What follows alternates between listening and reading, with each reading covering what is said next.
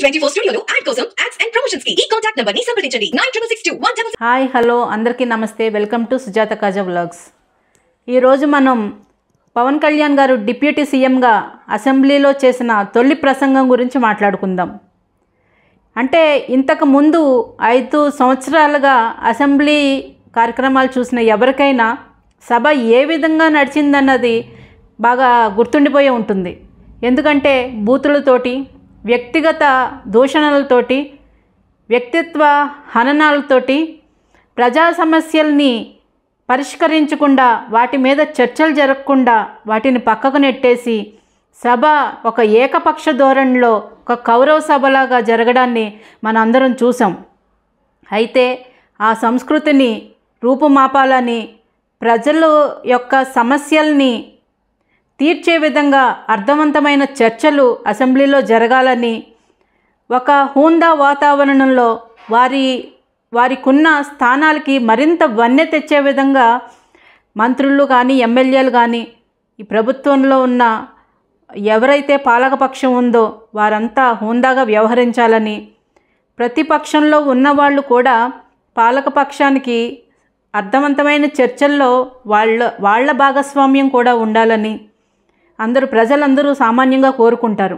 ఇక మీదట అసెంబ్లీ అలాగే ఉండబోతుంది అనడానికి పవన్ కళ్యాణ్ గారి మొదటి ప్రసంగం నిజంగా విమర్శకుల ప్రశంసలు సైతం అందుకుంది.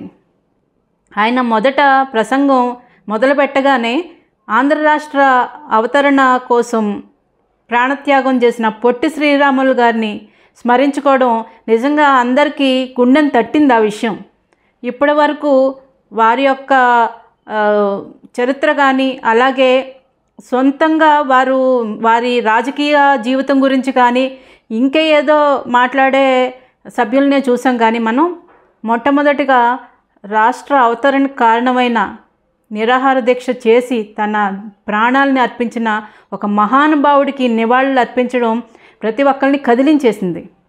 అలాగే పవన్ కళ్యాణ్ గారు రాబోయే రోజుల్లో సభలో జరగాల్సిన చర్చల గురించి చాలా చక్కగా మాట్లాడారు. అంటే మన భావంలో ఉన్న తీవ్రత భాషలో చూపించాల్సిన అవసరం లేదని. అంటే దానికి అర్థం, మీకు ప్రజా సమస్యల మీద ఏదైనా వేదన ఉంటే, బాధ ఉంటే, మీకు నిరాశ ఉంటే అది మీరు చెప్పే విధానం ఒక సరైన పద్ధతిలో ఉండాలి అని.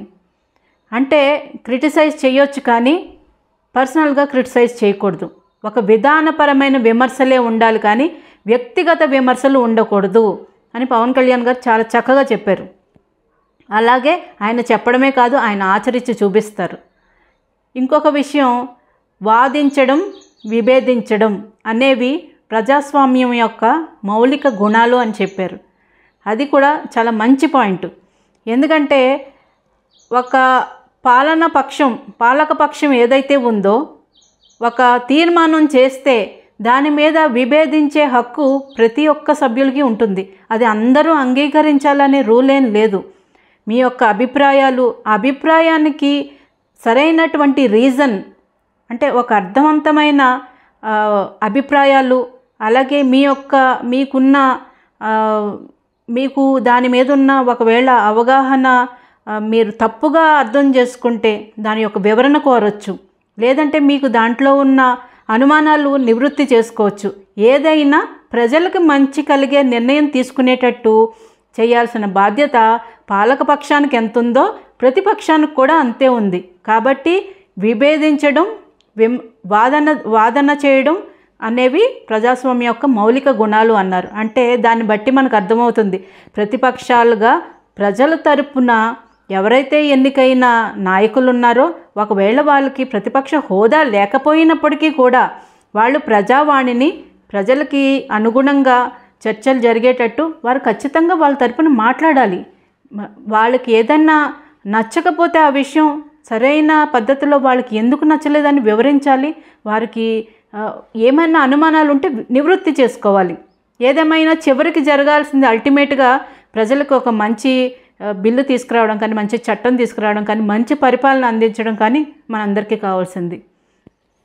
సో పవన్ కళ్యాణ్ గారు కానీ అటు చంద్రబాబు నాయుడు గారు కానీ ఇంత ఓపెన్గా చాలా చక్కగా గౌరవ మర్యాదలతో సభ నడిపించే ఈ తరుణంలో వైసీపీ పార్టీ నుంచి ఎన్నికైన 11 మంది సభ్యులు కూడా సభకు హాజరు కావాలి, వారి వాదనలు వినిపించాలి. ప్రజల తరపున 11 మంది వాళ్ళ 11 నియోజకవర్గ ప్రజల మనోభావాలను కానీ వారి నిర్ణయాన్ని గౌరవిస్తూ, వారికి ఓట్లేసి గెలిపించారు కాబట్టి వారి నిర్ణయాన్ని గౌరవిస్తూ సభలోకి వచ్చి వారి వాదన వినిపించాలి. అంతేకాని మాకు అధికారం లేదు కదా అని సభకు రామంటే అది ప్రజల్లోకి ఒక తప్పుడు సంకేతం వాళ్ళే ఇచ్చినట్టు అవుతుంది. ఎందుకంటే వాళ్ళకే అది నష్టం జరుగుతుంది. మీకు ఓట్లేసి ప్రజలు గెలిపించినందుకు మీరు వాళ్ళ గౌరవాన్ని కాపాడాలి. అంతేకాని మేము అధికారం ఉంటేనే, ముఖ్యమంత్రి ఉంటేనే నేను సభలో ఉంటాను, ఒక ఎమ్మెల్యేగా నేను సభలో ఉండను అంటే మీరు మళ్ళీ రాజకీయాల్లో ఉండడానికి కానీ, మీరు పోటీ చేయడానికి కానీ ఒక అనర్హుడిగా ప్రజలు భావిస్తారు. పవన్ కళ్యాణ్ గారి ప్రసంగం చాలా బాగుంది. అలాగే పవన్ కళ్యాణ్ గారు బాధ్యతలు చేపట్టిన నాటి నుండే ఆయన రోజుకి 10 గంటల పైగా ఆయన తీసుకున్న శాఖల మీద సమీక్షలు చేయడం అందరికీ నిజంగా రాజకీయ ఉద్దండగులు సైతం వాళ్ళకి ఆశ్చర్యం వేస్తుంది ఈయన చేసే పనితీరుని బట్టి. అలాగే at the same time Janasena office దగ్గర ప్రజలు తండోపతండాలుగా వచ్చి వాళ్ళకున్న సమస్యలు చెప్పుకోవడానికి, అర్జీలు పెట్టడానికి వస్తుంటే పవన్ కళ్యాణ్ గారు చూసి వారిని ఆఫీస్ గేట్ బయట వారిని చూసి ఆయనే స్వయంగా వారి దగ్గరికి వెళ్ళి వాళ్ళ సమస్యలు వినడం జరిగింది. నేను ఒక ఉప ముఖ్యమంత్రి అను, నేను ఒక కొన్ని శాఖలకు మంత్రి అను ఆయన ఏ రోజు గర్వం ప్రదర్శించలేదు, ప్రదర్శించరు కూడా. ఆయన ఎప్పుడూ కూడా ప్రజా సమస్యలు వినడానికే ఆయన తొలి ప్రయారిటీ, వాళ్ళ సమస్యలు తీర్చడానికే ఆయన తొలి ప్రయారిటీ. అధికారం అనేది ఆయనకు ఒక అలంకారమే కానీ అది అహంకారం ఎప్పటికీ పవన్ కళ్యాణ్ గారు కాదు. ఆ విన్న సమస్యల్లో ఒక తీవ్రమైన సమస్య, ఒక మహిళ, ఒక బాలిక మిస్సింగ్ కేసు పవన్ కళ్యాణ్ గారు వినడం జరిగింది. ఇమీడియట్గా అక్కడి నుంచే సంబంధిత అధికారులకు ఫోన్ చేయడం, ఆ కేసు ఏమవుతుందో దర్యాప్తులో వేగం పెంచడం, ఆ కేసు దర్యాప్తు ఈరోజు వేగవంతమైంది.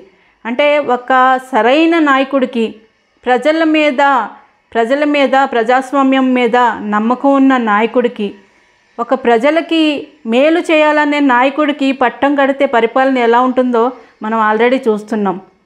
ఇదే కొనసాగాలి. ఆంధ్ర అభివృద్ధి పదంలో దూసుకుపోవాలి. ప్రజలందరి కష్టాలు తీరాలని కోరుకుందాం. జై జనసేన, జై హింద్. ఈ జనసేన వుడెన్ మెమెంటో కోసం ఇప్పుడే ఈ వాట్సాప్ నంబర్ కి కాంటాక్ట్ చేయండి.